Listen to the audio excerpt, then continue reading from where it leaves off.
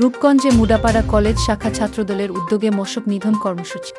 নারায়ণগঞ্জের রূপগঞ্জ উপজেলার সরকারি মুডাপাড়া কলেজে ছাত্রদলের উদ্যোগে মশক নিধন কর্মসূচি অনুষ্ঠিত হয়েছে। বুধবার বিকেলে কলেজ প্রাঙ্গণে এ কর্মসূচি পালন করা হয়। কলেজ ক্যাম্পাসে ডেঙ্গু মশা ও বিভিন্ন বিষাক্ত পোকামাকড়ের বিস্তার রোধে এ উদ্যোগ নেওয়া হয় বলে জানিয়েছে কলেজ শাখা ছাত্রদল। কর্মসূচিতে উপস্থিত ছিলেন মুডাপাড়া সরকারি কলেজের অধ্যক্ষ হাফিজুর রহমান, কলেজ শাখা ছাত্রদলের সভাপতি আলামিন ইসলাম প্রিন্স, সাবেক আহ্বায়ক শাওন শাকিল, সাবেক যুগ্ম আহ্বায়ক সেলিম নাইম, শামীম সহ কলেজ শাখা ছাত্রদলের সকল নেতাকর্মী।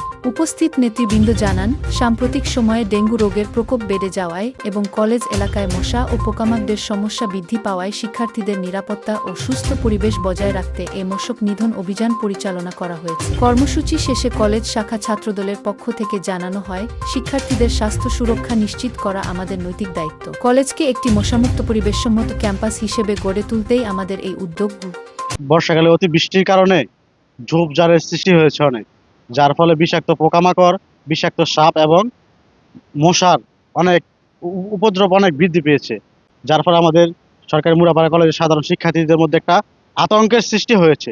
আমরা যখন সরকারি মুড়াপাড়া বিশ্ববিদ্যালয়ের ছাত্রদল এই সম্পর্কে অবগত হই, তখন এই বিষাক্ত পোকামাকড় এবং বিষাক্ত সাপ এবং ধরনের জন্য আমরা পদক্ষেপ গ্রহণ করি। সরকারি মুড়াপাড়া কলেজে মশা এবং বিষাক্ত পোকামাকড় উপদ্রব বেড়ে গেছে, তাই আমরা সরকারি মুড়াপাড়া কলেজ শাখা ছাত্রদল এই মশা কে নিধন করার জন্য, বিষাক্ত পোকামাকড় নিধন করার জন্য আমরা এই কর্মসূচিটি হাতে নিয়েছি।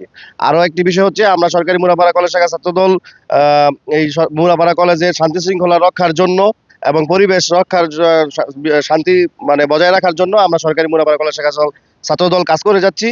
আর আমরা অতীতেও এই মুড়াপাড়া কলেজের সৌন্দর্য বৃদ্ধির জন্য কাজ করেছি, গাছ বৃক্ষরোপণ কর্মসূচি করেছি।